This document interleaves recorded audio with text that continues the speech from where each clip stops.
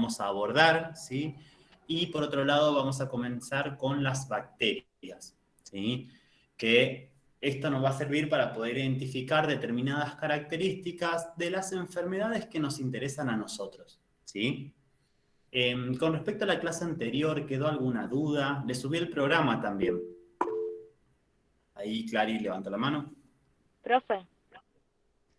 Hola, profe. Sí. Yo recién pude entrar. Le digo por asistencia. No, yo lo tomo al final y le saco screenshot a la cantidad de gente que estuvo. Lo único, si alguien se va Gracias. después, digamos, se va a ir antes, me avisa. Diana, levanta Profe, la yo, mano. Yamila, Gay, yo no tengo luz. Ah, bueno. Sí.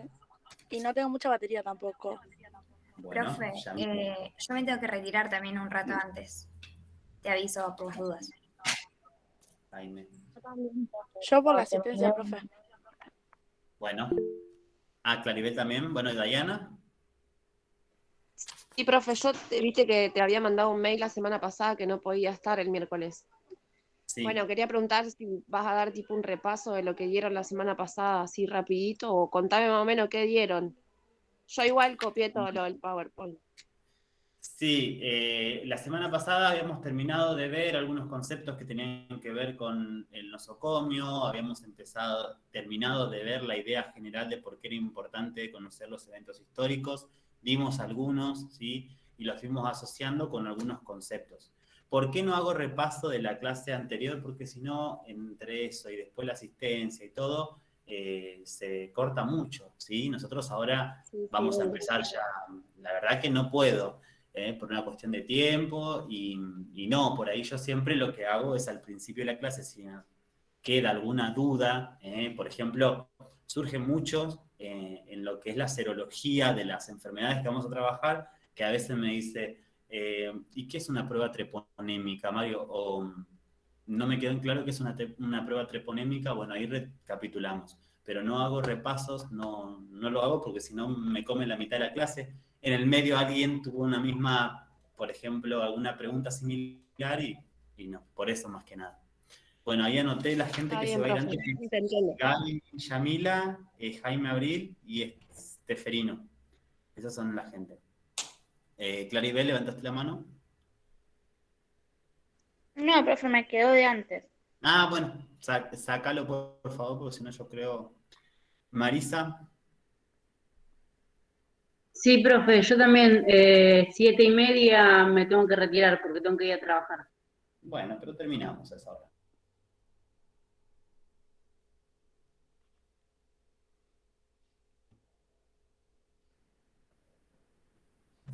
Listo, no hay problema. Arrancamos, ¿sí? Bien, hoy vamos a empezar ya a abordar la microbiología que nos interesa a nosotros, ¿sí? ¿Qué tipo de microbiología nos interesa? Es un tipo de microbiología que es directamente asociada a las patologías que pueden llegar a ver representadas en pacientes que se van a realizar una transfusión o en un paciente, ¿sí? Que puede estar expuesto por tener una transfusión.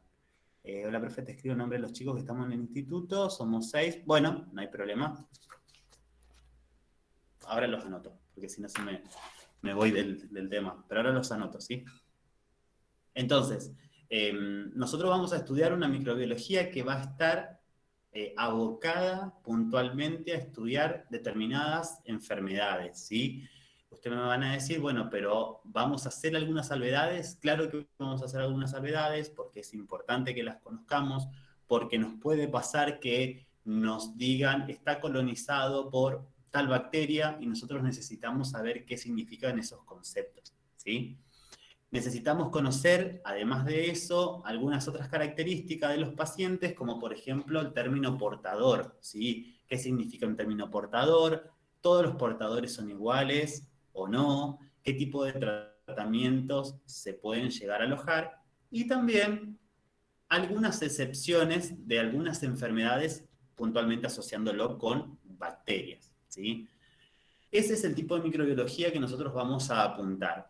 Vamos a ver también las características fundamentales de este tipo de enfermedades que son las que vamos a a ver una serología o las que vamos a trabajar en la tarea diaria, ¿sí? Microbiología abarca una gran objeto de estudio que no solamente queda en la enfermedad y ya, sino también en otros conceptos. Lo vamos a abordar muy por arriba, pero vamos a estar más abocados a las enfermedades que nos interesa o que les interesa al hemoterapista, ¿sí? Bien, voy a abrir la primer parte. Les digo que a mí me gusta hacer algo más interactivo, no soy tanto de la clase catedrática, no me gusta de ponerme a hablar, así que en el medio van a encontrar que hay espacios vacíos. Por lo tanto, yo les subo el PowerPoint, pero hay que tomar nota porque si no, esos espacios es como que van a decir, pucha, no dice nada. Porque la idea es complementar siempre con la clase, ¿sí? La clase en vivo. Bien. Vamos con la primera etapa. ¿Alguno que me avise cuando pueda ver el Power? Sí, Yo lo veo, ahí se ve, profe. profe. Sí, profe, ¿se ve? Perfecto. Bien. En principio, para empezar a abordar el estudio de la microbiología, como es tan amplio, tenemos que empezar a diferenciar conceptos, ¿sí? Es primordial a la hora del estudio no solamente abocar a la microbiología dentro de lo que nosotros vamos a dar, porque es tan amplia como conceptos hay. En principio, ¿qué tenemos que aclarar? Que va a ser una disciplina, ¿sí? Que va a estar abocada al estudio de los microorganismos, ¿sí? Eso lo que nosotros podemos identificar como un concepto global de las partes que va a estar compuesta este tipo de ciencia, ¿sí? Obviamente que si bien va a estudiar los microorganismos, esto va a estar relacionado con aquellos acontecimientos históricos que fueron cambiando la historia de la humanidad. No es lo mismo estudiar o tener un objeto de estudio hoy, por ejemplo, una bacteria, que tenemos microscopios electrónicos, a, por ejemplo, en su momento, cuando se estudiaba un alimento, si era apto o no, ¿sí? Eso es importantísimo.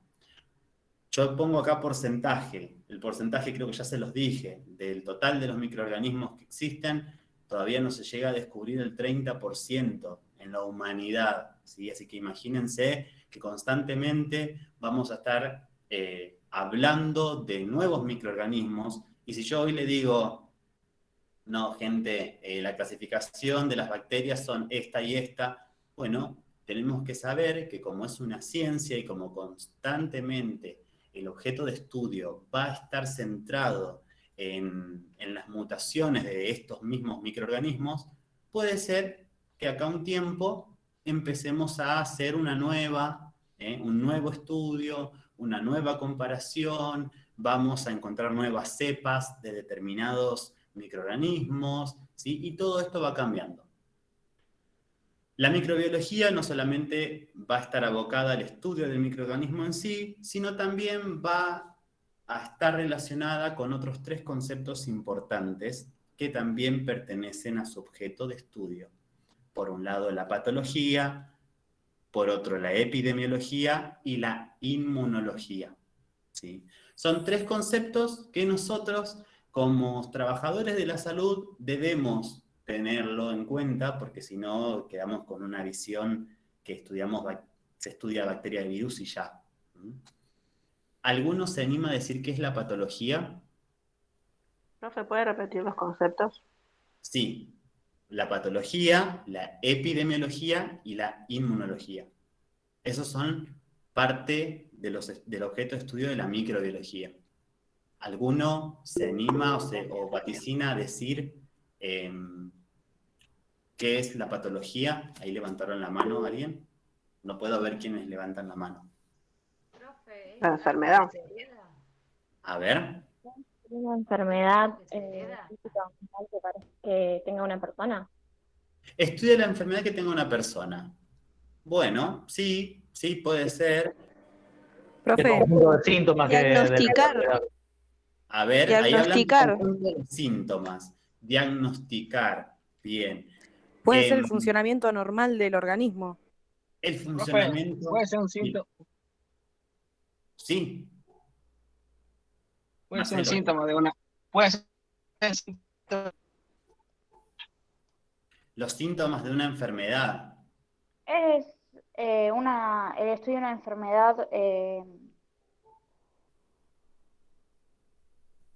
¿Una enfermedad que Que afecta a uno mismo. afecta a uno mismo? Bien, en la patología, ahora vamos a ver el concepto, empezamos a hablar de enfermedades, ¿sí? Algo que está patógeno o un elemento patógeno, hablamos de algún elemento que puede llegar a causar enfermedad, ¿sí? Algo que no quiero dejar pasar, que por ahí sepamos diferenciar conceptos. Hablamos de signos, es una cosa, síntomas es otra. Síndrome, ¿qué significa la palabra síndrome? Creo, no sé si lo toqué con ustedes este tema ya. Síndrome, cuando ustedes ven... No. No. No. Síndrome, cuando ustedes escuchan la palabra síndrome o las siglas son SME, o cuando ustedes lean una carpeta médica y lean SME, significa síndrome. Un ¿puede ser síndrome... algo que no puede cambiar? ¿Puede No. ser eso? No, ¿por qué? Porque hay síndromes que sí, por ejemplo, con un tratamiento de la índole que sea, cambia. Eso por ahí, ¿qué pasa? Cuando uno dice síndrome, vos decís enfermedad, crónico, irreversible. No. Lo que significa síndrome o SME, las siglas SME, significa ¿Síntomas de una conjuntos... enfermedad? No. Conjunto de Puede que sea el signos conjunto y de signos. Conjunto de una signos y enfermedad, profe. Conjunto de síntomas y signos, ¿sí? Por eso, ¿por qué es importante diferenciar esto? Porque no es lo mismo signo que síntoma. Yo puedo decir, tengo náuseas, tengo taquicardia o tengo bradicardia, tengo dolor de cabeza, tengo dolor estomacal. Todos esos son síntomas, ¿sí? Ahora, eso yo no lo puedo ver, porque vos me estás diciendo que a vos te duele la cabeza. Vos me estás diciendo que vos sentís que tenés taquicardia. Esos son síntomas. Los ¿Me signos... podrías repetir la definición? Sí, síndrome significa el conjunto de signos y de síntomas que tiene una persona, que tiene un paciente. ¿Mm? Ahora, síntomas es todo lo que el paciente refiere que le pasa. Yo digo, a mí me duele la cabeza, me duele el estómago, pero yo no lo puedo ver. La otra persona no lo puede ver. Yo no puedo ver que te está doliendo la cabeza. Yo lo que veo son los signos. Por ejemplo, uno de los signos que se puede ver en una persona es que si te duele la cabeza vos vas a estar con los ojos semicerrados. O si, por ejemplo, no sé, te duele la pierna, vas a estar apoyado en la otra pierna y vas a tener gestos en tu cara de dolor. Esos son signos, ¿sí? Profe, también sería, por ejemplo, la temperatura o bueno, no sé. Exacto, yo no lo puedo... Claro, en esos casos vos decís, tiene signos de tal enfermedad. ¿Por qué? Porque yo te veo delgado, te puedo ver en algunos casos con una inflamación o con retención de líquido, o, bueno, no sé si escucharon o vieron alguna vez un paciente que vos le ves la piel y está de color amarillo. Bueno, esos pacientes se dice que está ictérico, ictérico. ¿Qué significa que esté ictérico? Que está con una coloración amarilla en la piel. No solamente en la piel, sino que en lo que son las escleras, la parte blanca de los ojos, está también de ese color amarillento. Y tiene que ver, bueno, puede ser por muchas razones, pero generalmente está asociado a enfermedades hepáticas o pancreáticas. Profe. Sí. Entonces sería síntomas, va del lado más de sentir. Es todo lo que refiere el paciente que le pasa. Yo Y no el- lo puedo medir. ver. Porque, claro, yo no lo puedo medir porque a mí si me duele la cabeza y yo no puedo medir cuánto te duele la cabeza. ¿Sí? Ese es un síntoma. Profe, Sí. y un signo, por ejemplo, puede ser, no sé, un suponer, en la varicela, las vesículas o una erupción. Exacto. Perfecto. Entonces, ¿me puede, por favor, repetir lo que era hepático y qué más era? O pancreático, ¿sí? O pancreático, o sea, páncreas o hígado. ¿Por qué les traigo estos conceptos? Porque en patología, fíjense que hay muchas cosas que surgieron, que ustedes dijeron un síndrome irreversible o utilizaron otra palabra, y no, porque por ejemplo a mí me puede doler la vesícula, ¿sí?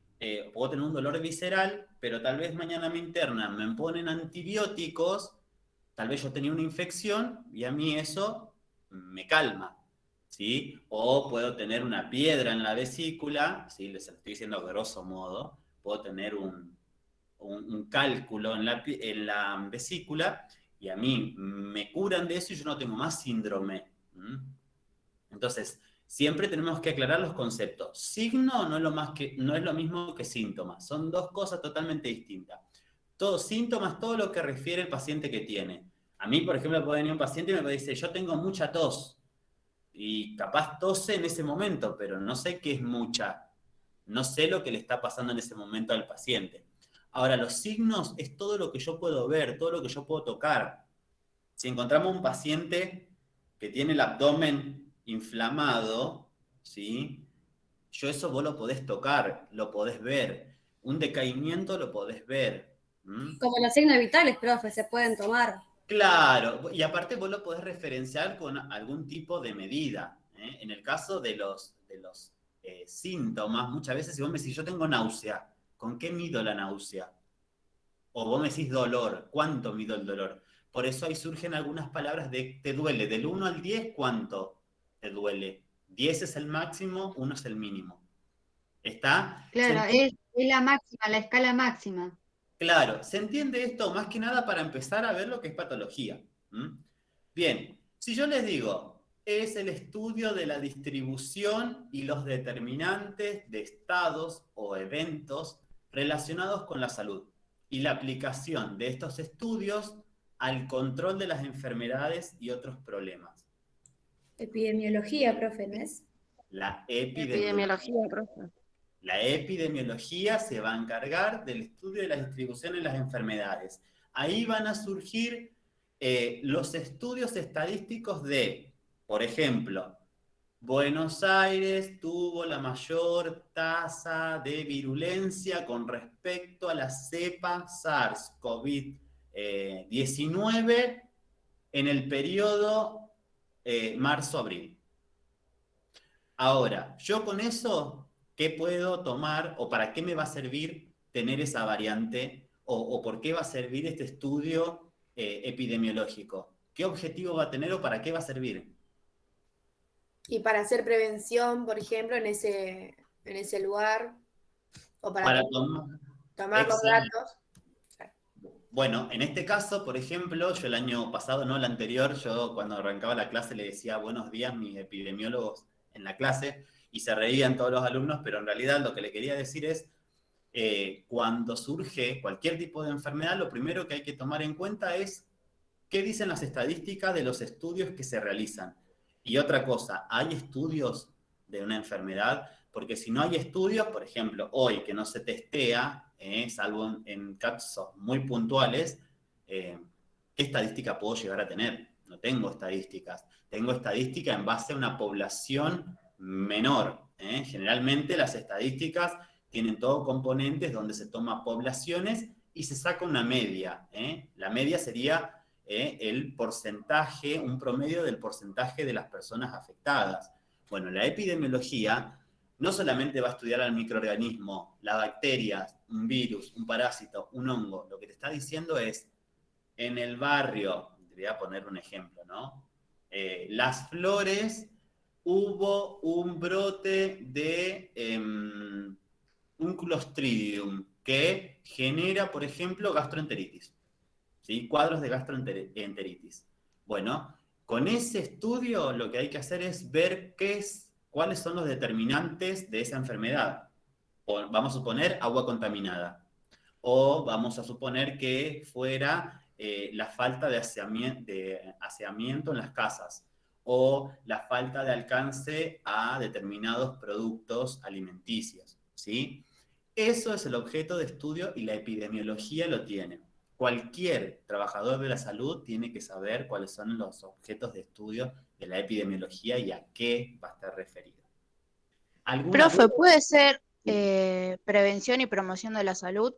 Sí, claro, a partir de los estudios uno puede tomar esas, en realidad debe tomar ese tipo de acciones. Lo que pasa es que no puedo decir promoción y prevención a raíz de un estudio si ya es una enfermedad preexistente. Porque, por ejemplo, vos me decís esto que le explicaba, la gastroenteritis, y vos decís, bueno, pero sabemos que es ¿cómo se llama? De alimentos contaminados, es, por ejemplo, de la falta de agua potable. Entonces, ¿qué promoción le voy a decir de la salud a una persona que dentro de su ambiente no tiene agua, o que no tiene luz, o que depende de ir a buscar hasta una canilla a 30 cuadras para tener agua? En ese caso, no solamente va a tener que hacer la promoción y la prevención, sino que también tiene que buscar medidas para el control de esas enfermedades, ¿sí? Y bueno, ya obviamente es un poquito más escalar lo jerárquico. No solamente queda en promocionar y visibilizar, sino también en tomar acciones que digan, a ver, esta gente, digo esta gente no despectivamente, ¿no? Pero digo, esta gente que está en este tipo de barrio y obvio se va a enfermar porque no tiene agua potable. Bueno, ¿qué soluciones posibles se pueden dar? ¿Ah? Nosotros en enfermería habíamos hecho un porcentaje de la población que estaba sin agua potable y prevenir y promocionar la salud. Claro. Pero al ver que no tenían los recursos, era imposible. Es exactamente lo que termino de decirles, porque en ese caso, claro, que uno puede llevar, bueno, nos pasó nosotros con el equipo de instrumentación, íbamos a un jardín muy precarizado, a realizar lavado de manos. Ahora, nosotros hacíamos lavado de manos y algunas otras conductas, como por ejemplo la ventilación de la casa, porque notábamos que en esa escuela había bastante ausentismo de determinadas enfermedades. Bueno, escabiosis era un poco algunas de las enfermedades, problemas estomacales y demás. Y después, ¿qué pasa? Cuando vos te encontrás en la realidad, los chicos saben lavarse las manos, pero no tienen el agua potable. Tienen que ir a 20 cuadras de su casa, pagarle a una persona para que le permita usar su canilla y cargar agua. Entonces, en ese caso, por más promoción, prevención que yo quiera hacer, el problema está por otro lado. Bien, conceptos. Otro, parte de la medicina que estudia los mecanismos fisiológicos de respuestas del organismo frente a la presencia de microorganismos, toxinas o antígenos. Inmunología. Bien, la inmunología. Acá empezamos a hablar de toxinas. ¿Y qué toxinas? En este caso, toxinas o antígenos, hace referencia a estos elementos que ¿qué es un antígeno?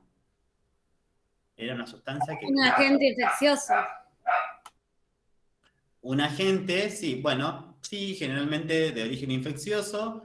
Que podría ser que desencadena una respuesta inmune. Que puede desencadenar, que va a desencadenar respuesta inmune, el cuerpo va a cambiar la estructura y se va a ver representado en alguna resultante. En este caso, ¿qué puede resultar de una agresión de antígeno? ¿Qué resulta? Una enfermedad o alguna infección. Bueno, pero yo, por ejemplo, cuando ya me enfermé y yo ya me curé. Anticuerpos. Alguna infección.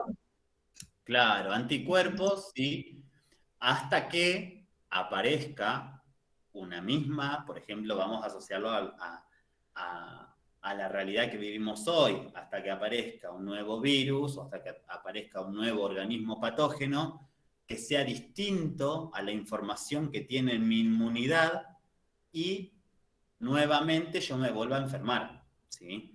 Me voy a enfermar, tal vez no de la misma manera que en un principio. ¿Por qué? Porque algo de la memoria del microorganismo en mi cuerpo ya está. De eso y más, la inmunología va a centrar su objeto de estudio. Profe, disculpe, no me quedó bien claro qué es el antígeno.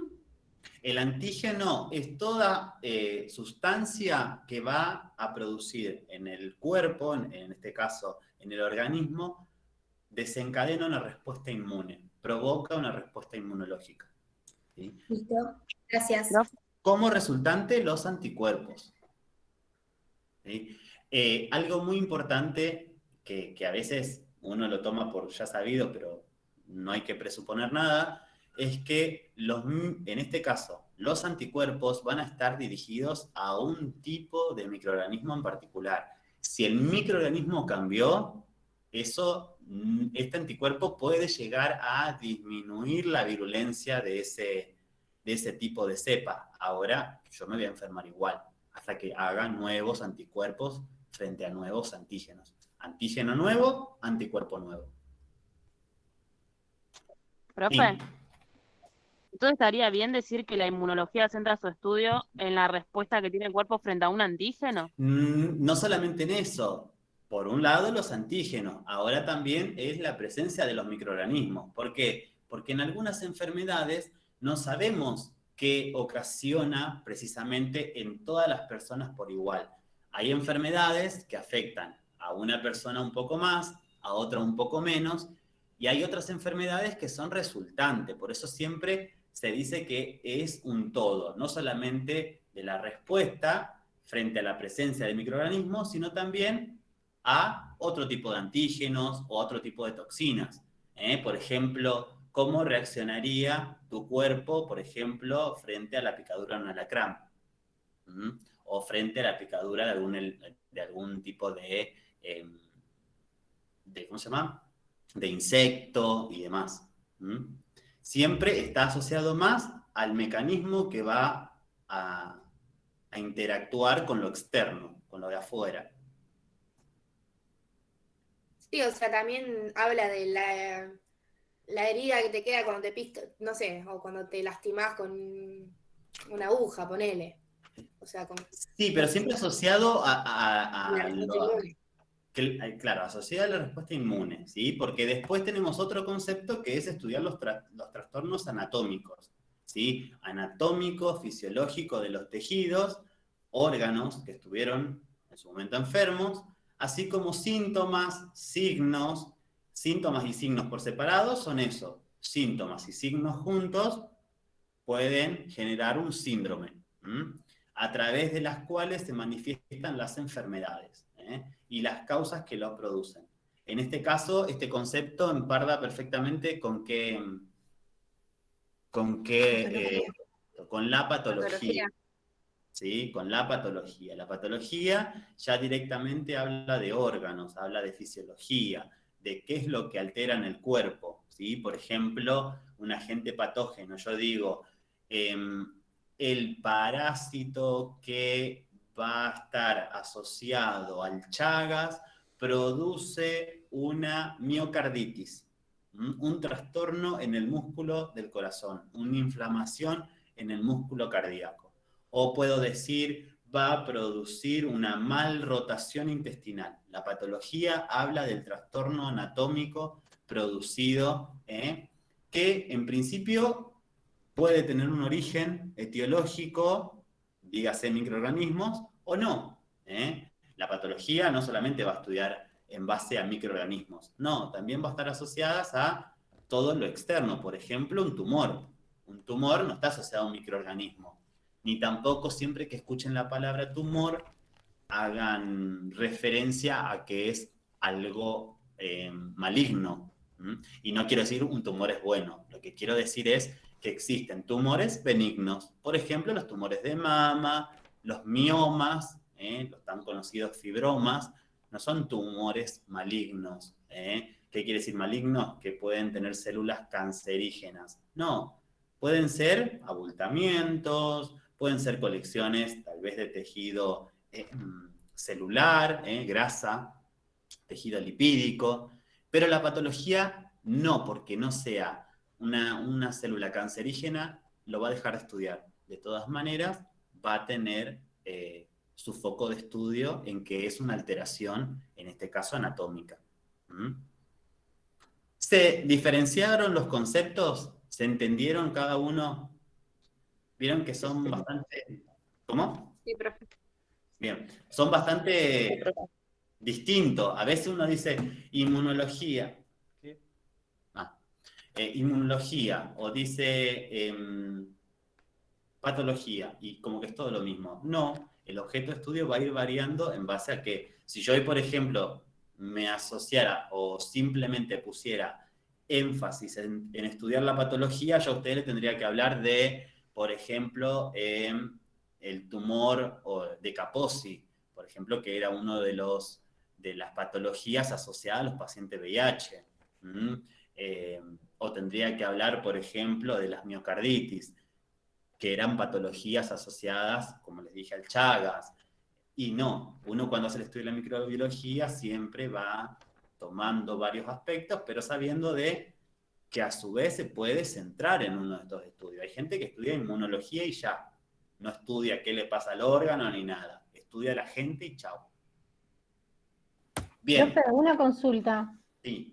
Lo que dice estudia los trastornos anatómicos y fisiológicos, ¿se refiere a inmunología?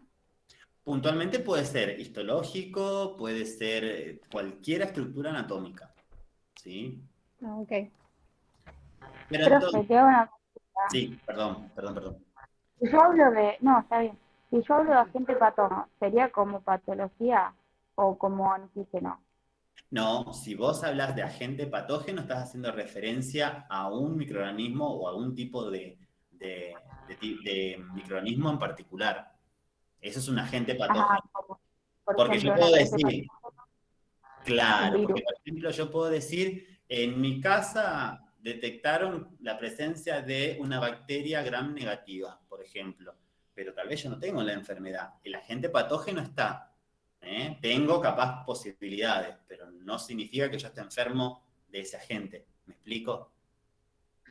Sí, gracias. Bien. No de nada. Bien, pero entonces, si ya diferenciamos los conceptos, ¿cómo nos enfermamos? ¿Sí?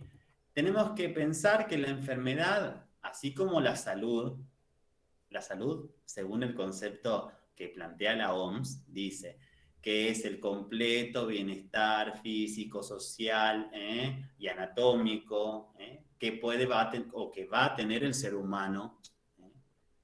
¿Ese concepto les parece a ustedes que puede ser aplicable a una persona? No. No, No, porque no siempre es completo. claro, no cumple con las necesidades básicas de las personas. Y además Bien. estamos en constante Depende. cambio. Depende también mucho de la existencia donde está la persona, del ámbito social. Claro que sí. Bueno, Porque supuestamente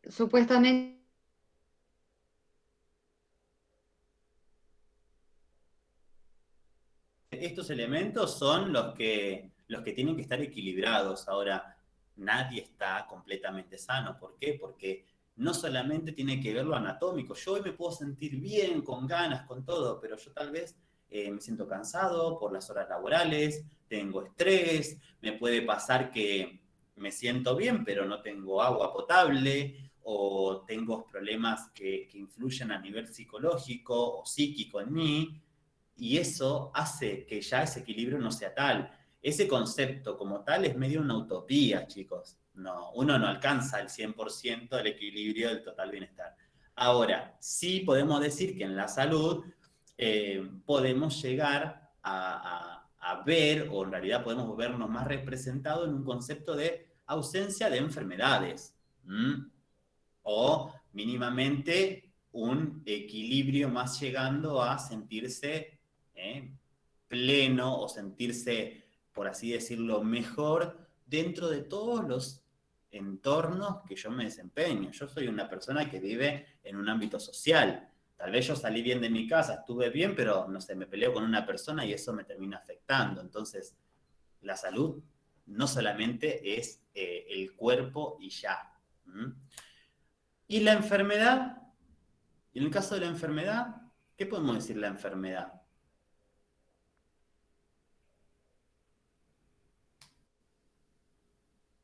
Yo diría que es salirse del estado fisiológico. Sí, no fisiológico, por realidad fisiológico seguimos estando deteriorados, deterioradísimos, mal, todo, pero sigue teniendo un estado fisiológico. El tema es cuando tenemos ausencia o precisamente la presencia puntualmente de algún tipo de agente que pueda llegar a desestabilizar no solamente anatómicamente mi cuerpo, sino también psicológicamente, con todo lo anterior que antes... También lo emocional puede ser, profe. Claro que sí, porque las enfermedades ya, como yo digo a veces a los alumnos, les digo, lamentablemente la cabeza queda también en el cuerpo. Entonces, lo social, lo psicológico también afecta y también es parte de la enfermedad. Pero ¿qué pasa? Si nosotros lo llevamos netamente al plano de las enfermedades relacionadas a agente patógeno, a microorganismos, ¿qué decimos? Una persona que está enferma y que podemos considerar que tiene algún tipo de agente infeccioso, bueno, ese agente infeccioso va a tener una cierta simbiosis entre el portador de la enfermedad, es decir, vamos a suponer con algo más sencillo, ¿no? Gripe. Yo tengo una gripe estacional. Yo tengo un huésped dentro mío, ¿sí? Vamos, dígase que es una etiología viral. Tengo de etiología viral y yo en este caso voy a generar una simbiosis con este huésped. ¿Por qué? Porque yo digo, no, pero me siento bien, un poco decaído, pero voy a trabajar. Ahora, en el medio se puede desencadenar otras cuestiones que tienen que ver con un portador, por ejemplo, en el momento de la incubación, un portador que está enfermo y un portador que es asintomático. Algunas de estas frases ustedes ya lo habrán escuchado, el portador enfermo, la incubación, lo asintomático. Pero tenemos que saber que... Eso, profe, también se puede derivar al cola. Por ejemplo, yo tengo gripe y lo contagio a través de las gotitas de flush o a través de la tos, del estornudo. Sí. Ahí empezamos a hablar de estas vías de diseminación que tenemos. Ay, me parece que entró alguien. Me pide autorización para entrar. Vamos a permitir. Claro, en ese caso, en esta interacción que hablábamos de portador y huésped, en el medio sí empezamos a hablar de reservorio. Del PowerPoint, ¿se acuerda que vimos una de las primeras clases? Que era el reservorio, el modo de transmisión y demás. Y ahí hay una resultante. Hay que tener en cuenta que cualquier persona puede ser portador de una enfermedad. El tema es que en algunos casos, sobre todo en los agentes infecciosos, tal vez la persona desconoce de ese tipo de agente que está incubando. Entonces, una cosa es el portador en el momento de la incubación, que es una persona que no sabe que está enferma, ¿sí? Que recién ahora estuvo expuesta a este tipo de microorganismo y que anda por la vida tal vez contagiando, ¿sí? A las personas, pero no sabía. Están en los primeros estadios donde recién el cuerpo empezó a manifestar que hay algún agente extraño. A eso se lo denomina el portador en el momento de la incubación. Profe, por eso cuando, viste que cuando arrancabas con síntomas de COVID te hacían hisoparte 48 horas después, porque puede ser, ¿está relacionado con eso? Claro, está relacionado con eso. ¿Por qué? Porque vos en realidad en las primeras etapas hay que ver cómo reacciona tu cuerpo, hay que ver si ese virus es tal, si se puede representar, y aparte porque si vos estás en la primera instancia de la enfermedad, por ejemplo, yo hoy estuve expuesto a gripe y capaz me duele la cabeza porque, no sé, estoy sin anteojos frente a la computadora, yo me voy a poner el ejemplo, me hisopo y me va a dar negativo, porque tal vez yo ahora en este momento recién estoy en la parte de la incubación, soy un portador que está incubando una enfermedad. Si yo voy, no va a haber rastro todavía porque mi cuerpo no generó anticuerpos, porque todavía no tengo una inmunoglobulina que lo exprese, una IgM, ¿sí? Todavía no voy a estar generando algún tipo de alarma para que la persona me diga si vos estás enfermo de tal patología, ¿sí? Eso es en el momento de la incubación. El portador enfermo es el que todos conocemos, el que te dice, la verdad estoy engripado, mírame cómo tengo los ojos, tengo unas ojeras terribles, me siento mal, estoy tosiendo todo el tiempo, tengo fiebre. Ese es el portador enfermo. Hago acá un paréntesis importante, a este portador enfermo me refería yo la clase pasada cuando hablaba de la gente que iba y te decía, yo trabajo con 40 grados, he ido igual a trabajar. A este tipo de portadores me refería, al portador enfermo. El portador que sabe que tiene una patología, o peor, que cree que tiene una gripe y tal vez estaba con COVID o que tenía otro tipo de patologías, ¿sí? Les voy a, como hago todas las clases, el susto de la clase de hoy, todos ustedes seguramente compartieron mate. Voy a mirarlos a todos, porque aparte hoy vemos bacterias. Todos ustedes compartieron mate, ¿sí? En algún momento, ¿Quién no comparte mate, profe? siempre comparten el mate. Bueno, yo les voy a contar qué pasa con el tema del mate y previo a esto y asociado a bacterias. Ahora quedo traumada. Ahora, No, profe, no lo diga porque no vamos a tomar más mate con nadie. bueno, pues yo les voy a contar esto. Si yo, Mario, hoy digo, ay, vos sabés que tengo una acidez, hace 3 semanas que vengo con acidez, y cada cuánto tenés acidez, y todo el tiempo, no recuerdo cuándo no tengo acidez, tengo reflujo, ese que es como, les voy a decir, como si fuese una náusea con vómito caliente, ¿sí? Que lo sentimos acá, y que muchas veces, ¿qué hace ese ácido? Nos empieza a lastimar la mucosa de la faringe y me enfermo. Hago faringitis a repetición porque se me quema.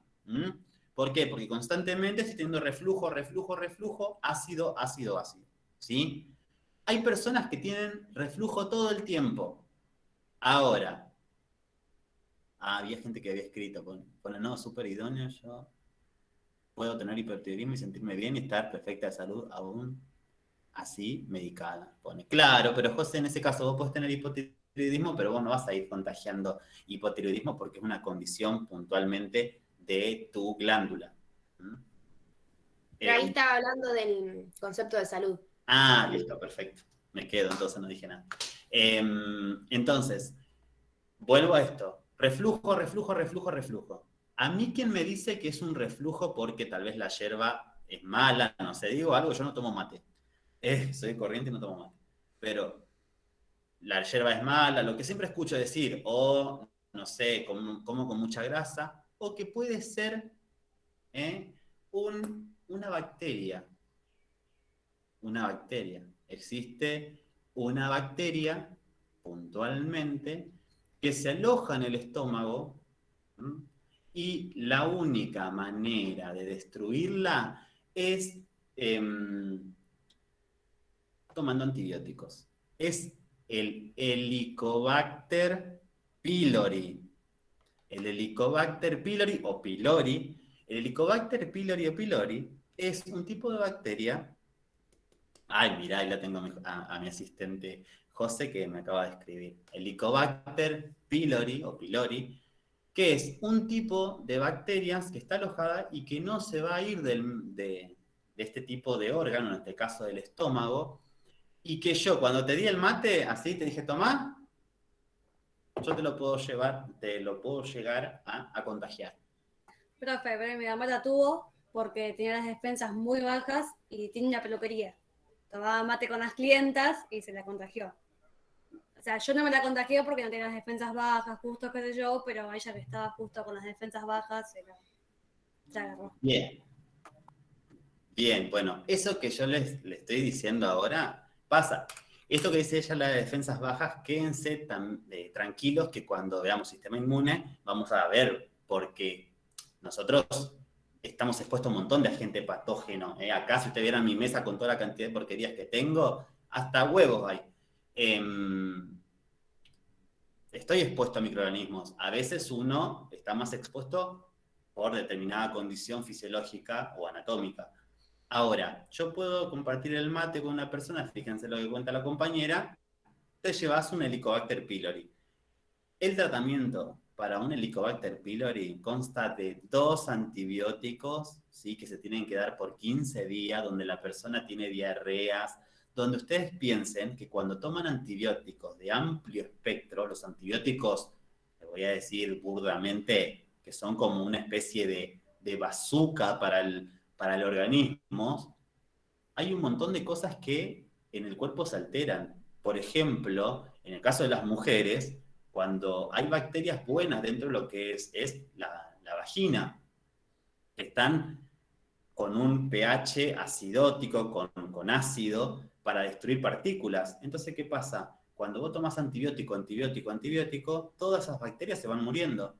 ¿Y qué aparecen cuando las mujeres... Infección.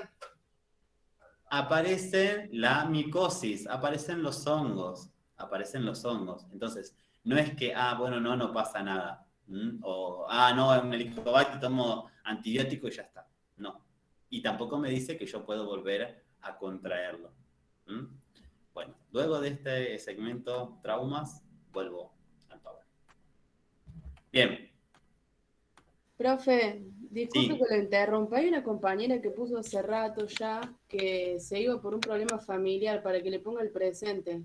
¿Me lo podés leer, por favor? ¿Quién Sí. es entonces? Ainelén Migone, algo así. Ainelén Migone. Migone. Bueno. Gracias. Ahora Profe, sí. de paso pregunto, porque yo tuve que ir a buscar a la nena a la escuela, ¿ya tomó asistencia? No, al final Ah, listo.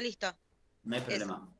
Bien, y después tenemos el portador asintomático, aquel que no tiene nada, es decir, yo no tengo ningún tipo de síntoma, pero sin embargo voy a contagiar igual porque el virus en mí sigue estando.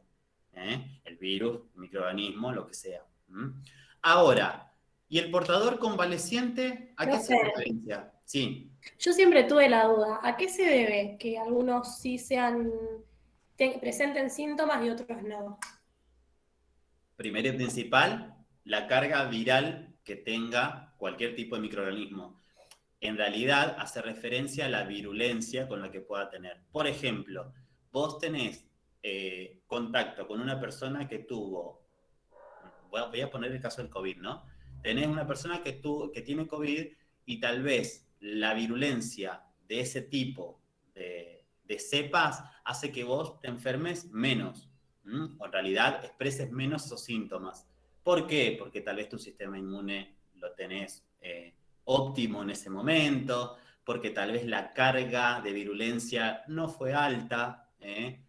Ahora, tal vez ese mismo tipo de carga de virulencia en una persona inmunodeprimida o una persona que no está inmunodeprimida, pero que está enferma tal vez por otro motivo, hace que se enferme más.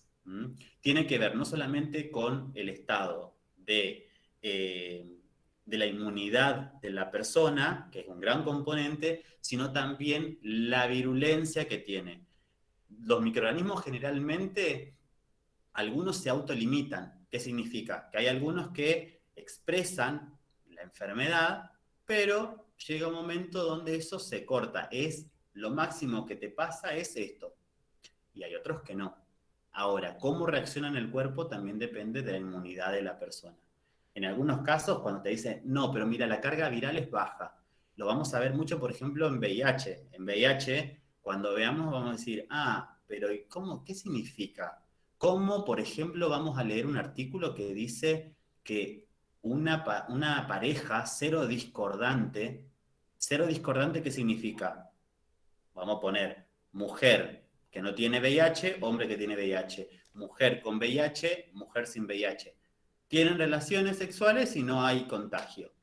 ¿Por qué? Porque la carga viral, en este caso, de esta persona, de la persona que tiene la enfermedad, está siendo atenuada por una medicación, un antirretroviral.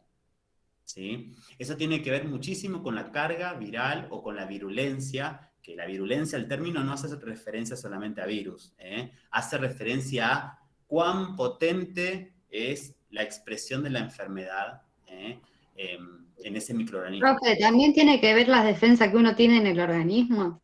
Claro, porque por ejemplo, si vos justo, no sé, no tenés una enfermedad en este momento que estés atravesando y tal vez te enfermas poco, o puedas realmente poder llevarlo, sortearlo como un virus más. Y hay otros que directamente, le voy a contar una experiencia mía con la vacunación, que a mí la última dosis, yo me vacuno y a la hora y media me toco un ganglio supraclavicular. Los ganglios supraclaviculares no suelen ser buenos. Una cosa es el axilar, otra cosa es el supraclavicular. Yo soy bastante obse con eso y me toco. Empezó a doler, yo dije, puede ser el músculo. A las 2 horas. Me toco. Al otro día me empiezo a palpar un ganglio chiquito. A los 2 días era una bocha. Aparte, cada vez que yo lo tocaba, el ganglio, ¿sí? con el tocamiento, se agranda. ¿Qué pasa? Automáticamente me ligué todos los análisis habido por haber, estudio de inmunidad, linfocitos, quería saber, primero y principal, los CD4, los CD8, eso también lo vamos a ver, CD4, CD8, y qué había pasado con una ecografía, era que en el caso mío, la inmunidad era tanta que cuando ingresó a mi cuerpo una vacuna, un agente que era extraño a mi cuerpo reaccionó. Me colocaron la vacuna bastante arriba, tenía que haber sido más abajo, y eso reaccionó o hizo que mi cuerpo reaccione generándome un ganglio de este lado, solo, a las 2 horas de haberme puesto una vacuna. Y así hubo un montón de personas. ¿Por qué? Porque tu cuerpo reacciona cuando no detectó algo, o en realidad cuando detecta que algo no está bien o que algo no es parte, PIC, empieza a generar una reacción. Claro, por ejemplo, yo sufro de los riñones y la mayor parte de la enfermedad es la fiebre alta, digamos. Claro. Yo nunca hago fiebre alta, jamás. Lo único que se me hace es el orinar menos, digamos, pero Claro. la fiebre nunca. Mira, bueno, una condición también fisiológica en ese caso. Bien, y en el caso del portador convaleciente, porque, por ejemplo, mientras ustedes piensan, hay una enfermedad que es la fiebre hemorrágica argentina. Escribieron, creo, ¿no? No, levantaron la mano. Ah, sí, díganme. Profe, ¿puede ser que sea una persona que ya se recuperó de la enfermedad pero que siga contagiando? Exacto. Es una persona que yo tuve, por ejemplo, fiebre hemorrágica argentina, doy un ejemplo, y me curé. Pero, sin embargo, puedo seguir contagiando la enfermedad, porque estoy en los últimos estadios. Yo ya me curé, pero puede ser que se pueda seguir contagiando.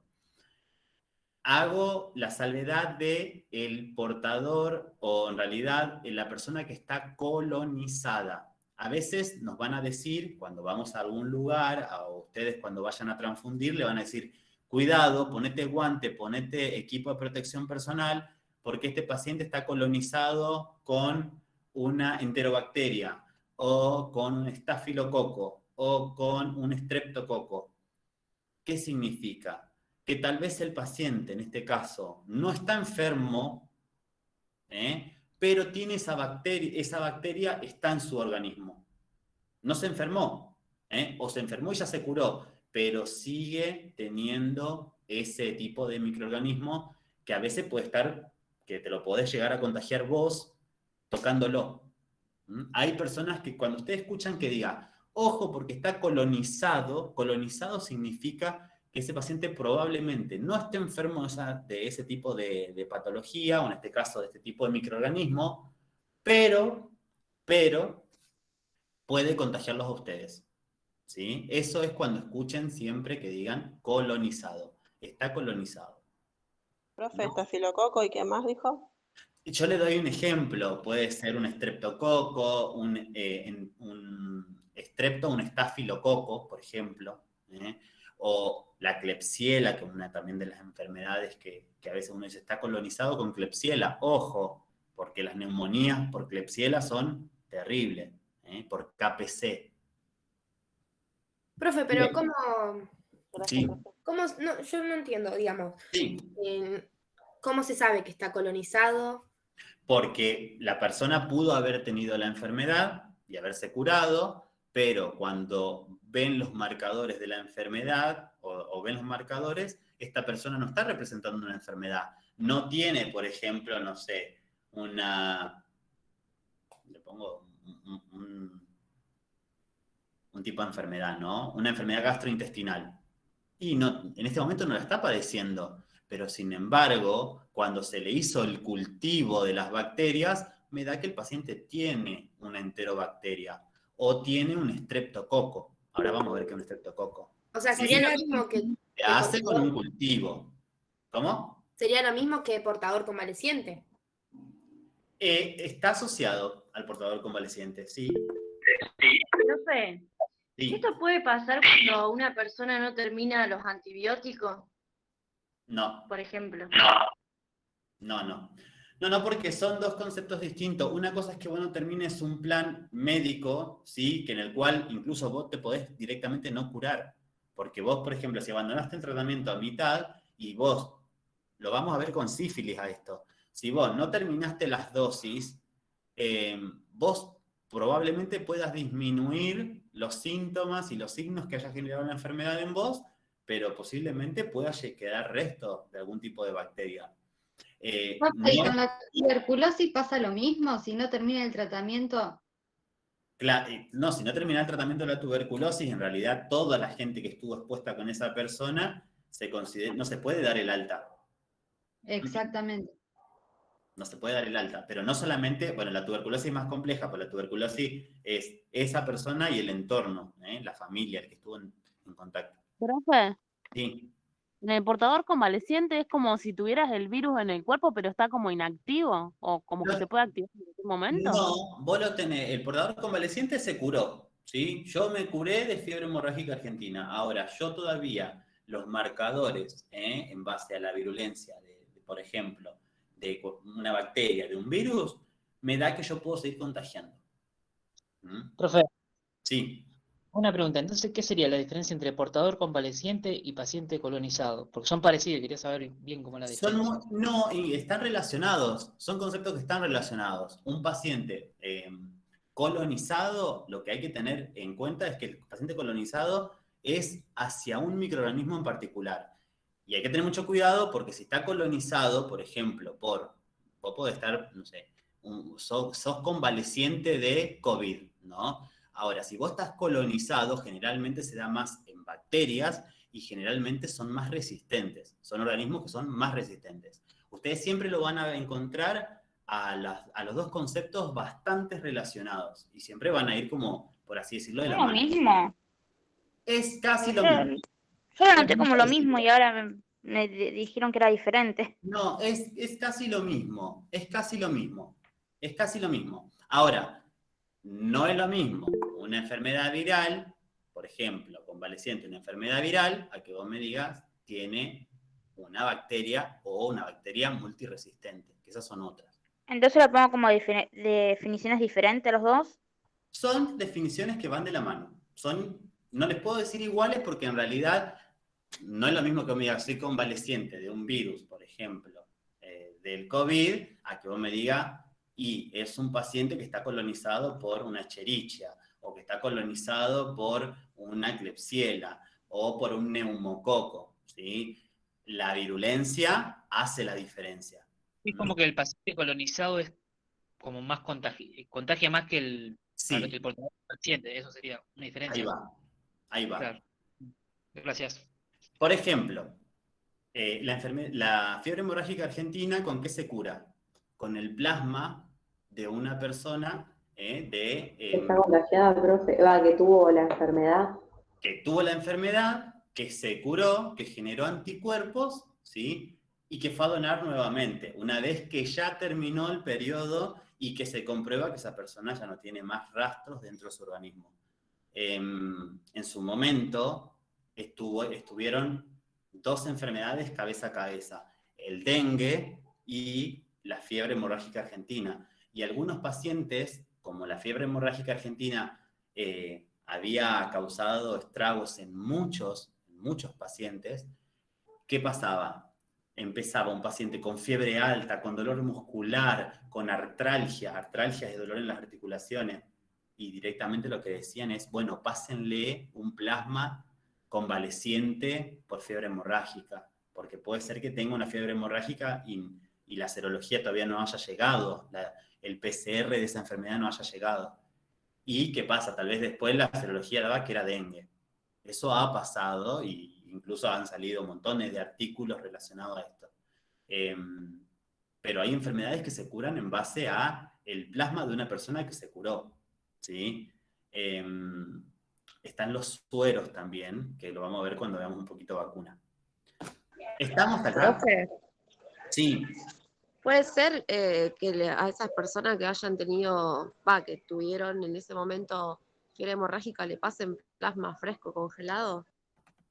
Que estuvieron, se le pasa, en realidad, sí, en realidad se le coloca el plasma del paciente convaleciente que obviamente después se almacena y se congela. No es que... Porque, bueno, mi novio tuvo eso cuando tenía, ponerle, creo que tuvo 15, 20 años, habrá tenido, y Sí. justo anoche estábamos hablando y me contó que le pasaron eso y el médico le decía, ahora vas a sentir todo frío porque estaba frío, y ahora que lo hablamos me acuerdo. Sí, pero en realidad Le pasó lo que es lo frío es porque está a una temperatura ambiente, no porque esté congelado, porque si está congelado por una No, cuestión no de... congelado, sino frío de como Sí. recién sacado, no sé, pienso yo. Sí, en realidad se descongela y se deja a una temperatura ambiente, no congelado que vos me digas, no sé, está a 3 grados, no, se deja a una temperatura más cercana a la temperatura ambiente. Bien, ahora vamos a entrar en nuevos conceptos como por ejemplo la bacteriología. La bacteriología, puntualmente, así como hablábamos de la epidemiología, la inmunología y demás, la bacteriología va a ser una rama también de la medicina, pero que se va a encargar precisamente de el estudio de las bacterias, la causa de los organismos y los medios en los cuales se van a desarrollar. ¿Sí? Con respecto a esto, nosotros vamos a ver que hay algunos ítems o algunos conceptos que ya los fuimos hablando en el transcurso de estas clases que venimos teniendo. Pero bueno, vamos por parte, dijo Jack. Acá lo tenemos a uno de los grandes referentes y exponentes de estudios de bacterias, que si bien esta persona, no sé si por ahí lo pueden identificar con la foto, aunque es uno de los rostros más conocidos, y es el precursor de lo que es la microbiología moderna. Si alguno quiere atinar un nombre. ¿No? Bueno, es uno de los precursores de lo que es la microbiología moderna. Fue uno de los grandes exponentes que empezó a generar el estudio de las bacterias a raíz del perfeccionamiento de los microscopios. Como habíamos dicho en la clase anterior, los métodos que eran más rudimentarios por ahí no permitían tener una...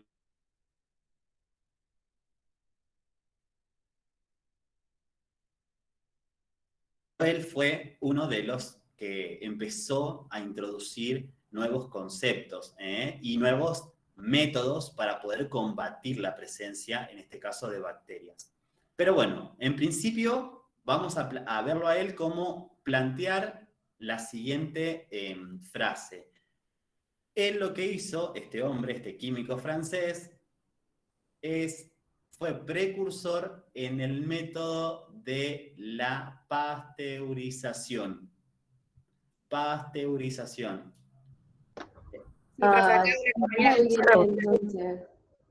Louis Pasteur.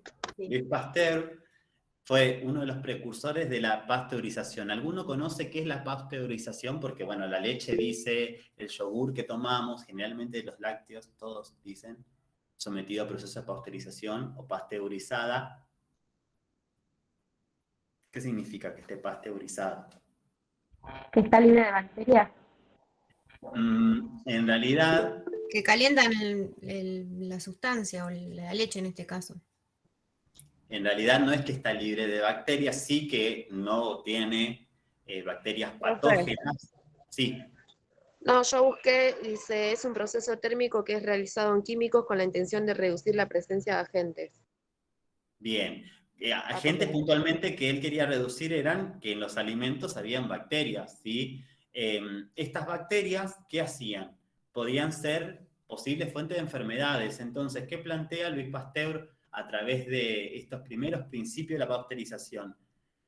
Llevar a las bacterias a una temperatura que generalmente era por encima de los 80 grados en corto periodo de tiempo, y luego disminuir lo que era la temperatura. ¿Por qué hacía esto? Porque él entendía como químico que si vos dejabas un material, en este caso un alimento o un líquido, a una temperatura superior a los 80 grados durante un tiempo largo, podía empezar a generar efectos de ebullición y ese líquido se iba a modificar. La estructura de ese líquido se iba a modificar. ¿Por qué? Porque si yo tenía 1 litro de líquido y yo lo dejo hervir por un tiempo, después voy a tener menos. Louis Pasteur, a través de la pasteurización, lo que hace es someter al alimento a una temperatura alta, superando los 80 grados, por un corto tiempo y luego enfriándolo. Con eso lo que hace es eliminar, en este caso las bacterias, pero permite a su vez que la composición de ese alimento no se vea alterada. Es decir, no es que vos vas a tener menos, ni es que va a tener menos propiedades ese alimento. Este método... Sí. Como cuando ponen a hervir un frasco de vidrio. Por ¿Es como ejemplo, para esterilizarlo? Entonces es para que tenga menos bacterias.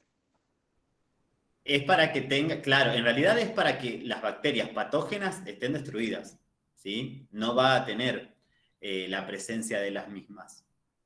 La va a destruir. Louis Pasteur, algo que dijo, no sé quién, la compañera recién que dijo, ponen a hervir un vidrio, en realidad lo que él plantea y lo que él crea es el procedimiento de esterilización. Fue uno de los primeros. ¿Por qué? Porque nuestra abuelita decía el fuego mata todo. Pasteur también entendía y adhería a ese concepto. Entonces, él fue uno de los primeros en crear, por no decir el creador, del método de esterilización por vapor de agua. Claro, porque en cocina, para usar un frasco, para usarlo como otro producto, se esteriliza. Se manda a hervir, bueno, pero ¿qué pasa? Él no solamente pone el hecho de hervirlo, sino él dice, si nosotros metemos en una caja hermética, podemos llegar a reducir las bacterias en los instrumentos que se puedan usar con un paciente. Por ejemplo, no sé, un paciente que viene y se corta, antes se ponía, por ejemplo, en algún antiséptico, y sin embargo, lo que no se tenía en cuenta, que si vos dejás la iodopovidona, que vos comprás en la farmacia, 3 meses almacenado en un lugar, y el frasco está abierto, adentro puede colonizarse, o adentro pueden haber bacterias. Pueden haber bacterias. ¿Por qué? Porque si vos lo abriste, estuvo en temperatura ambiente, después, no sé, le dio el sol o demás, eso fue alterando la composición de ese líquido y le fue dando el hábitat para que bacterias puedan empezar. Por eso es la explicación de que nunca se tienen que poner el alcohol, por ejemplo, tocando la mano. Vieron que hasta no hace mucho había gente que se ponía, como te pones el perfume a veces, que haces así, como hacen el mate para sacarle el polvo. ¿Por qué? Porque vos cuando haces así, va el microorganismo de tu mano hacia este elemento. Entonces, bueno, lo que plantea él es generar un aparato que pueda funcionar con métodos altos de temperatura a base de vapor de agua. En los estudios que él hizo de las bacterias fueron estudios realmente impresionantes, porque no solamente estudió los efectos de la bacteria, sino también que pudo darle un entorno. Si yo tengo que hablar de una bacteria, tengo que hablar que es un tipo de, en este caso, de microorganismos que puede ser considerado procariota. ¿qué significaba que en este caso una célula sea procariota? ¿Que no tiene núcleo? Que en realidad, sí, y en realidad... Lo tiene distribuido en su citoplasma. Claro, en realidad el ADN... No tiene un núcleo concentrado, sino que está en todas las células. Exacto, y además el ADN no lo tiene en un núcleo, porque el núcleo está totalmente disociado, sino que el ADN va a estar por todo el citoplasma, ¿sí? Esto, fíjense que es un organismo que, si bien tiene ribosomas, las células del ser humano también tienen ribosomas, pero son otros tipos de ribosomas. Eso para hacer la comparación. Partamos también de la base de que el ADN de este tipo de... Sí, levantar una mano. ¿Levantaron la mano o me escuché mal? Bueno, no importa. El ADN va a estar durante todo este citoplasma, ¿sí? Y es un organismo que, si bien tiene una formación o tiene una estructura, también se va a dividir en diferentes estilos de bacterias según su forma. Profe, Sí. me tengo que desconectar. Bueno, Soy nombre y Maitem Pereira. apellido. ¿Cómo? Pereira. Pereira. ¿Y el nombre? Maitem. Mailén. Bueno, Mailén, adiós. Gracias. De nada. Chao. Bien, entonces, puntualmente lo que se plantea hoy es que las bacterias son este tipo de microorganismos donde bueno, con respecto a lo que es el tamaño, varían. Tenés de 0,5 micrómetros, o tenés bacterias un poquito más grandes, pero hay forma de dividirla. Cuando yo la clase pasada le decía que Graham había hecho esta disociación para poder dividir las bacterias, fue para ver qué tipo de agente patógeno es.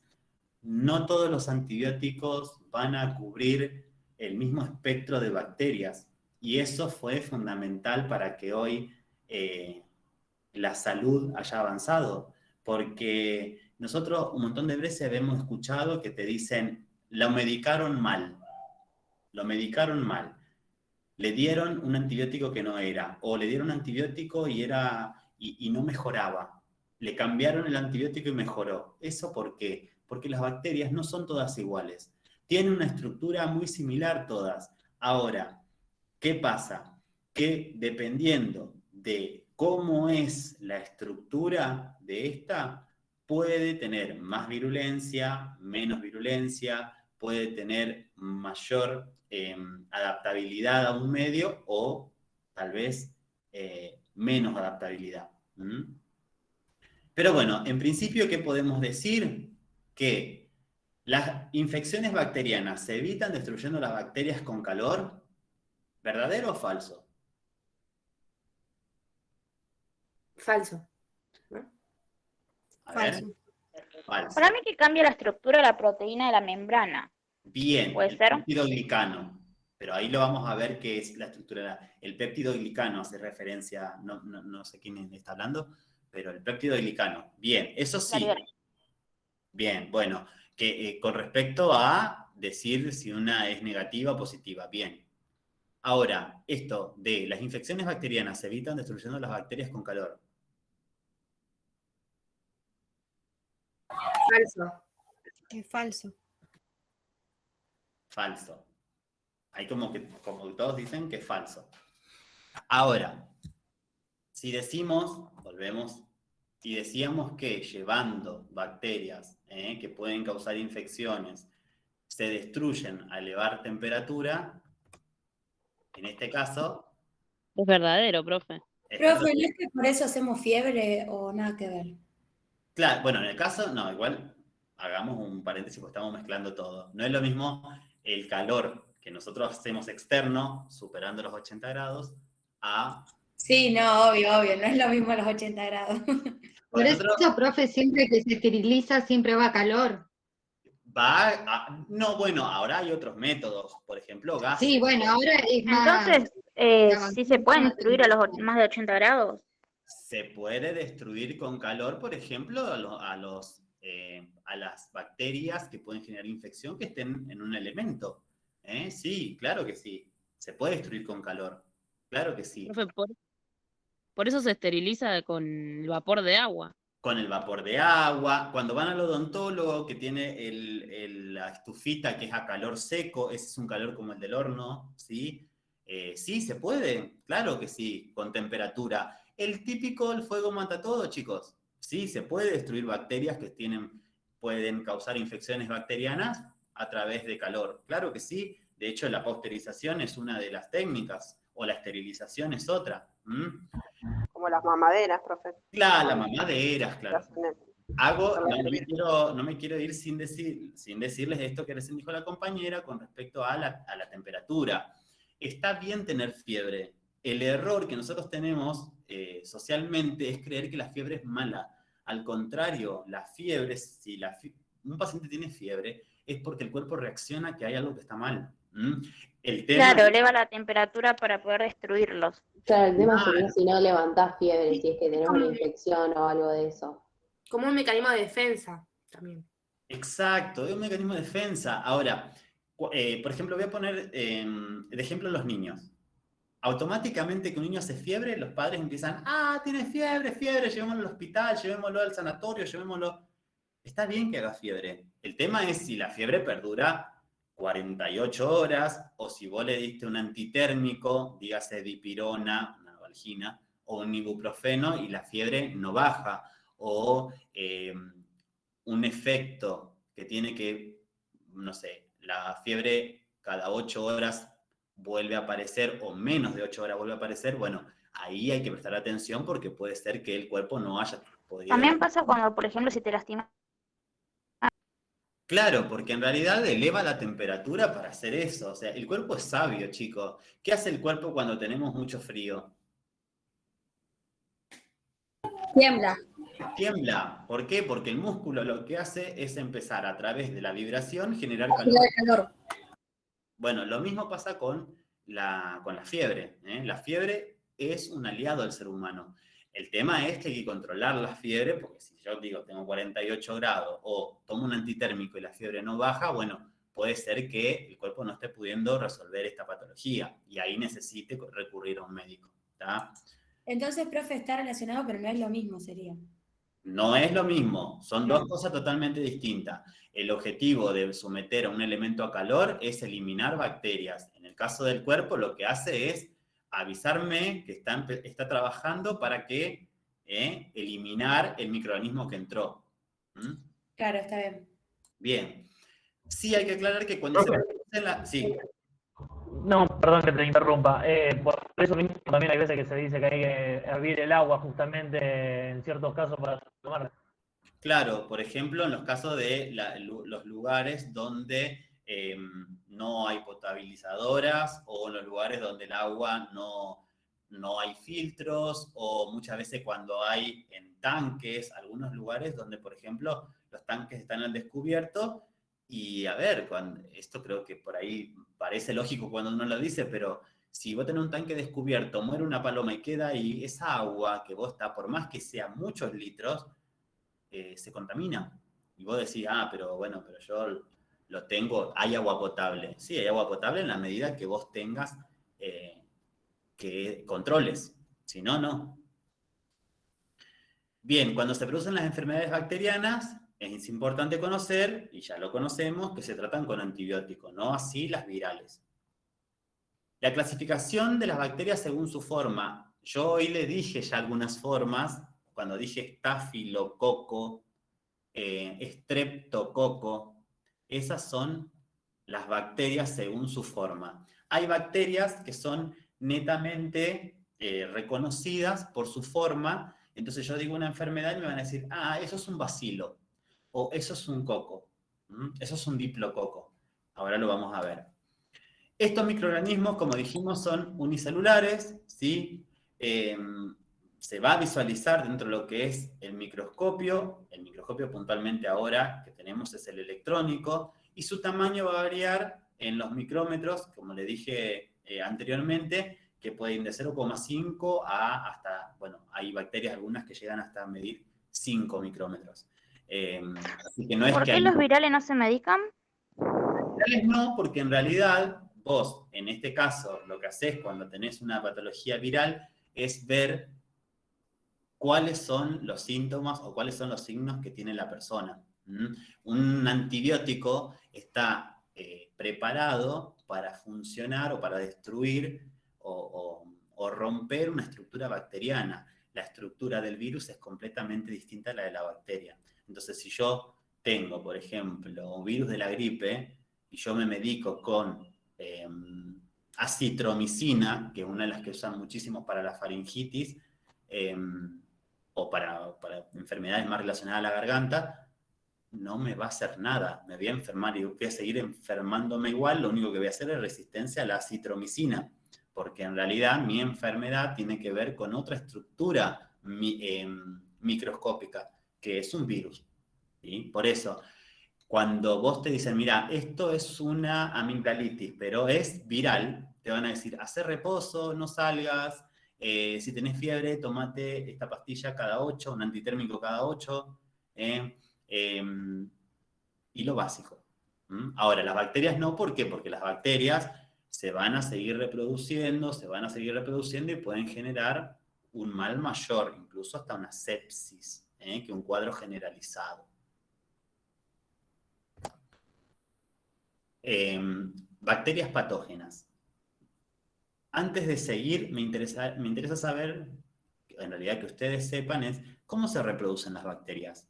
¿Hay papá bacteria, mamá bacteria? Asexualmente, ¿no es? Claro, asexualmente. ¿Cómo? Hay un método que las identifica que se llama la fisión binaria. La fisión binaria, ¿qué hace? Que esa molécula, ¿sí? Lo que hace es dividirse. Hay una molécula de esa bacteria y se va rompiendo,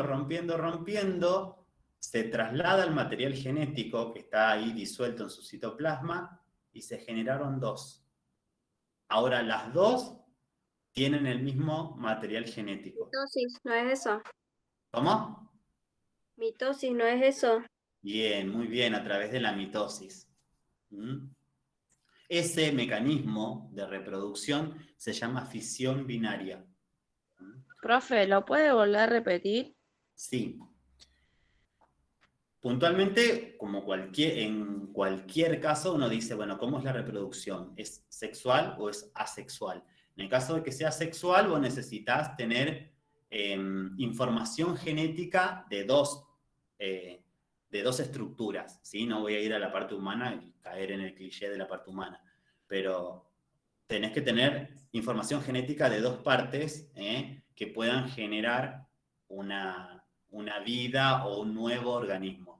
En el caso de las bacterias, lo que hacen es ir separándose, una sola bacteria se va dividiendo y quedan separadas dos bacterias, o sea, dos nuevas bacterias con la misma información genética. Ahí una compañera aportó el término mitosis, que la mitosis lo que hace es, precisamente se extrapola en dos nuevas células, en dos nuevos elementos.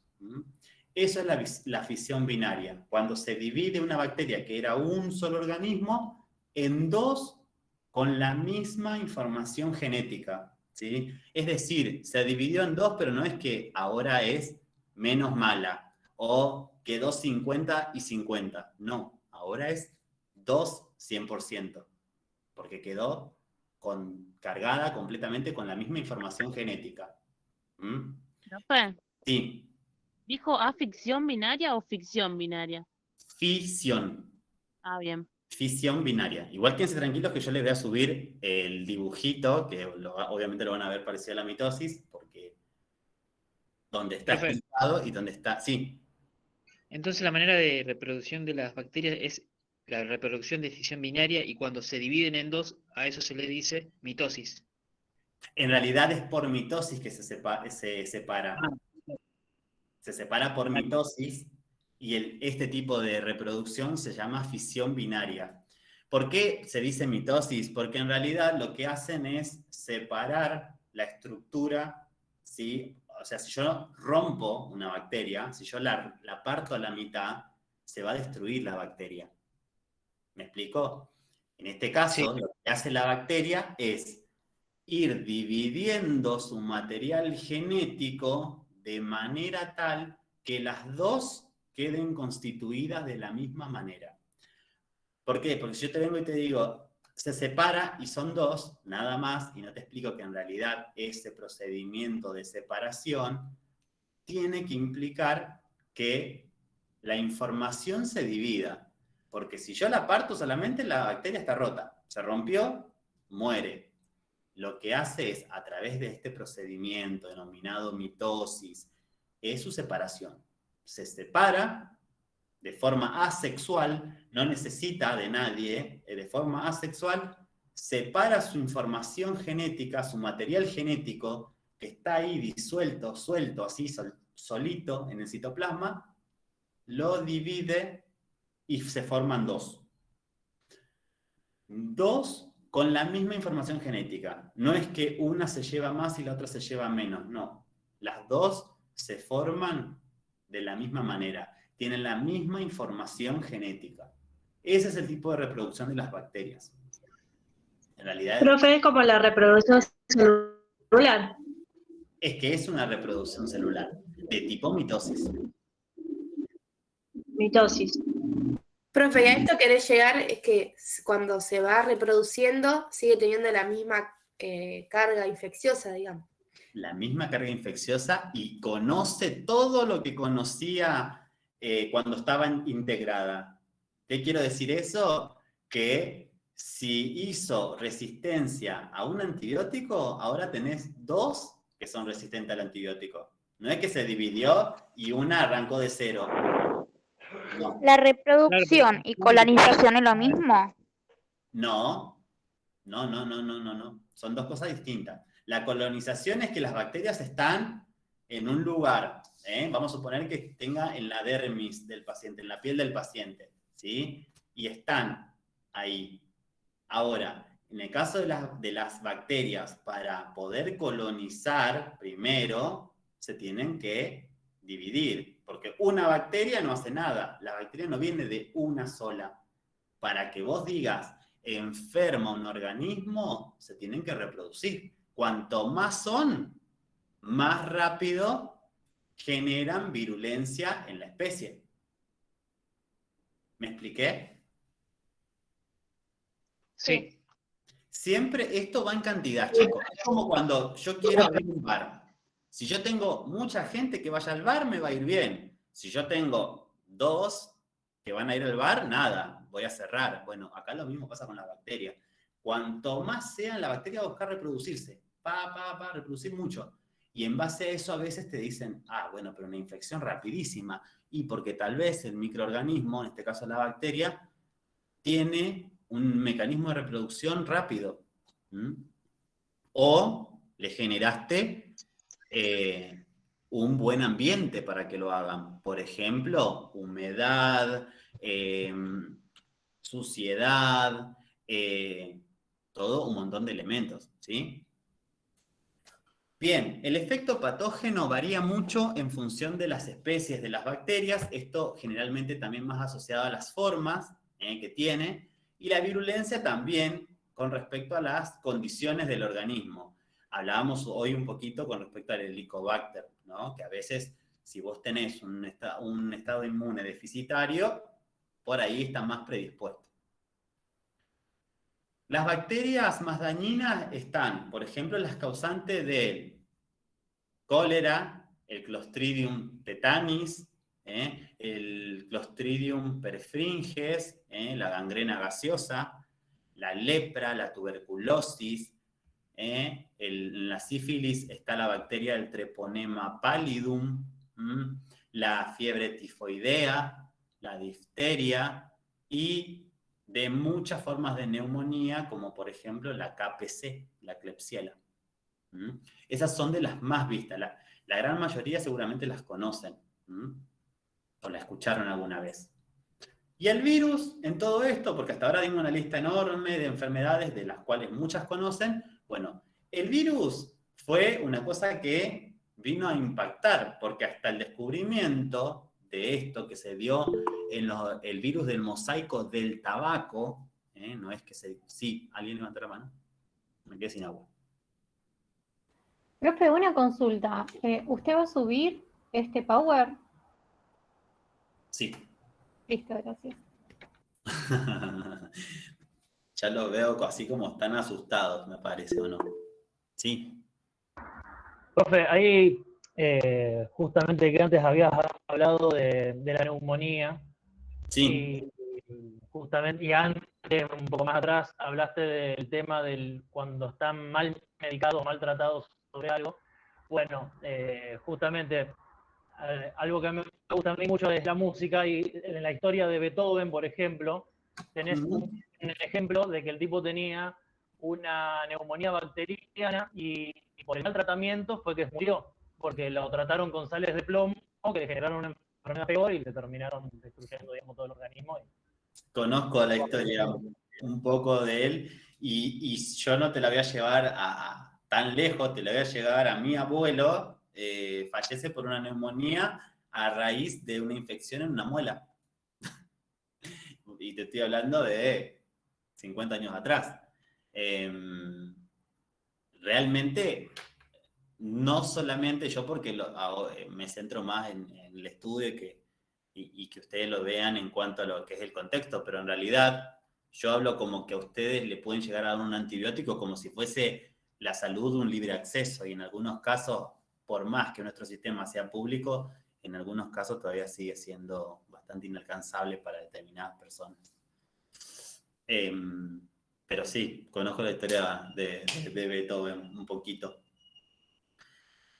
Bien, entonces antes del descubrimiento del virus, todo eran bacterias. Todo, las personas se enfermaban por bacterias. El primer virus que se encuentra en el tabaco, que es el virus del tabaco, del mosaico de tabaco, que es cuando vos veías la planta del tabaco, la veías todo con cuadraditos. Bueno, esa es la primera vez que se hubo un contacto con decir con el microorganismo, che, esto también son bacterias, ¿qué son?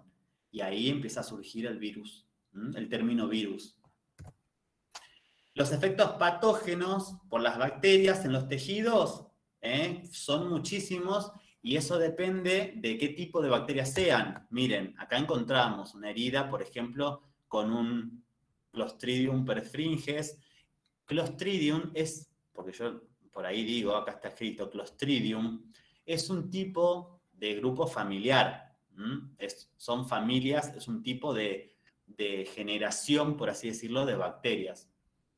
Acá tenemos una, fíjense cómo lo que puede llegar a ser la gangrena, directamente el tejido comió completamente el tejido, y si no se lo amputa, sigue comiendo. Y si va por torrente sanguíneo, hace una sepsis, un mecanismo séptico, y termina matando a la persona.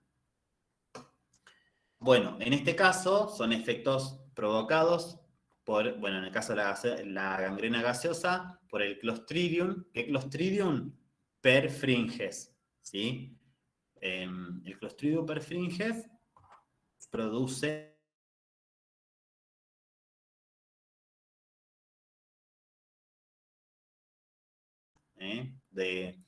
cuando se come algún alimento que está contaminado, por ejemplo.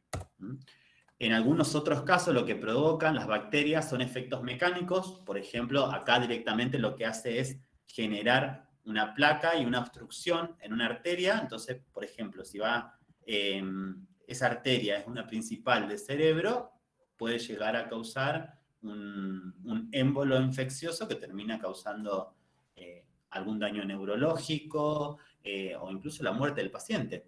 ¿Por qué no? Efecto, bueno, acá tenemos otro tipo que, por ejemplo, empieza a atacar ya los pulmones. Acá empezamos a ver lo que es la enfermedad de la tuberculosis. Fíjense cómo arranca como una adhesión y a su vez va generando la apertura del tejido, y algo que hacen las bacterias es la destrucción de ese tejido. Miren cómo termina esto. Ahí vemos un pulmón con tuberculosis. Fíjense el daño que le va provocando al tejido. Y después encontramos otras, como por ejemplo, acá tenemos lo que es las bacterias que provocan la difteria por un lado, cólera, que en este caso son otro tipo de bacterias que se denominan bacilos. También, cómo son los métodos de transmisión, los métodos de infección, eso va a variar de acuerdo a cuáles son los mecanismos de transmisión. En algunos casos el mecanismo de transmisión puede ser por vía del flujo, como ustedes dijeron anteriormente, o en algunos casos tiene que ver con algún alimento. Por ejemplo, puede estar alojado en una de las enfermedades que vamos a trabajar es la brucelosis, que es una zoonosis. ¿Qué es una zoonosis? Es una enfermedad provocada donde el mediador es un animal. Vos te comiste una vaca, que esa vaca estuvo tomando agua en lugar con aguas contaminadas y adquiere un tipo de bacteria que después te la traspasa a vos. La brucela. Estos son los que yo le explicaba anteriormente, que eran los tipos de bacterias según sus formas. Hay bacilos, que fíjense que tienen una forma, ¿sí?, más bien como cilindros. Hay cocos y hay espirilos. Si hay un solo circulito, se dice que es coco. Si es 2, se dice que es un diplococo, ¿sí? Y ahí vamos a empezar a ver cuáles son las enfermedades más vistas dentro de estas clasificaciones. ¿Para qué? Para que uno pueda reconocer cuando te dicen, ¿y la sífilis qué es? ¿Es un bacilo? ¿Es un coco o es un espirilo? ¿Y la brucela qué es? ¿Y el tétano qué es? Hay esta definición, lo que sirve es para ver también qué tipo de antibióticos funcionan contra este tipo de bacterias. Porque si no, se medica por medicar. Bien, creo que la vamos a dejar hasta acá porque ya le habré roto la cabeza. Gente, ¿alguna duda, alguna pregunta con respecto a esto?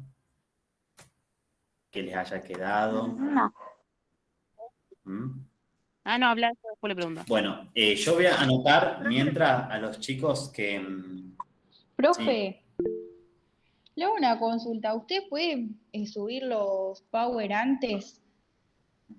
Ponele el de hoy, ¿no? ¿Lo podés subir antes de que vos lo expliques para que nosotros podamos ir viendo y el día tipo que vos lo expliques, creo que ahí la mayoría tenemos las dudas? Bueno, sí, yo porque, por ejemplo, ¿no? Hay cosas que, no sé si se habrán percatado que mis Power como que no son los Power así muy tradicionales, como que hay mucho espacio en blanco, mucha palabra incompleta, o pongo Clostridium pero falta la mitad, y yo lo que tengo muchas veces miedo es que ustedes con esa información quede, como por ejemplo, en la de la gangrena gaseosa, que usted me diga, la produce el Clostridium, y en realidad está mal, porque el Clostridium, ¿qué? Porque no es lo mismo un Clostridium tetanis que provoca tétanos a un Clostridium perfringens, que es una herida en gangrena gaseosa.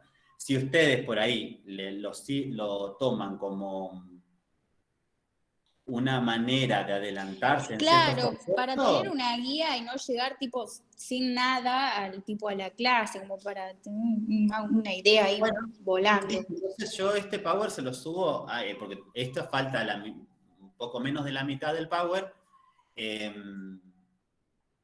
y le subo ahora, y bueno, le subo antes el virus. Dale, gracias. No se come más asado sin saber de dónde tomó agua la vaca, ponen agua. No, pero escúchame, pero en eso, por eso mismo, tiene que ir al SENASA, la vaquita. Yo le voy a contar que a mí me pasó mi cumpleaños, no el anterior, que mi papá en Corrientes hizo un asado, fue a comprar la carne y la compró en nuestro carnicero de confianza, y la vaca tenía un perdigón de una bala. Por lo tanto, esa vaca era una vaca que se compró de nada, por atrás, porque vos en el SENASA no te va a venir con ese elemento. Ahora, si vos la carne no tiene control, Profe, justamente mi viejo trabajaba en lo que es el Instituto del Alimento y me contaba de qué estaba hecho varias de las cosas que comemos diariamente y lo digo, yo creo que nadie más acá come hamburguesa, ni salchicha, ni nada de eso. Así que Morcilla. también. Morcilla no come más nadie. Marilyn, levantaste la mano, me parece. Ahí estoy sacando Sí, porque las... me había quedado una duda de cuando apenas empezamos la clase, que hablaste de los 3 conceptos de la microbiología, y no sé si lo anoté bien. Cuando estábamos hablando de patología, ¿el método de estudio eran los síntomas y los signos que presentaba la persona? ¿Eso dijo?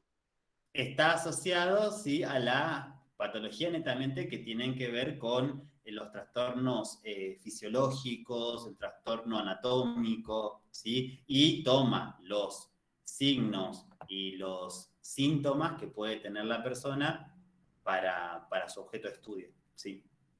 Bien, gracias, profe. No, de nada. Yo estoy sacándole foto y ya noté a los chicos que están como hemoterapia 1, que son Montenegro, Elías, Cruz, Arrieta, Gisela, Razig y Segovia. Ya los anoté. Ya termino y los dejo ir en paz. No, pero en realidad lo que les digo es la importancia de que cuando, por ejemplo, a veces vos ves que se cae un camión al costado de la ruta y va toda la gente a levantar los animales y vos decís, pero perdió la cadena de frío, no es algo más. Yo sé que a veces parece como, vos decís, no, bueno, pero se cayó, lo que sea así, bueno, pero hay que pensar que después de una enfermedad, hay determinadas enfermedades que vos no es tan fácil. Y las complicaciones, incluso hay algunas bacterias que la vamos a ver, que la cura representa un montón de contraindicaciones. La sífilis, por ejemplo. Bien.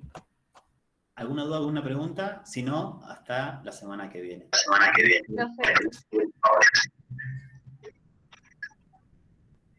No sé si se escucha. Sí, Cintia. Que hay una película que es argentina que se llama El Patrón, que trata sobre una carnicería, no sé si la han visto, pero sumergían las carnes podridas en lavandina y dice que está basada en historia real, o sea, es una locura. Lo voy a ver. La veo el miércoles, perdón. El miércoles,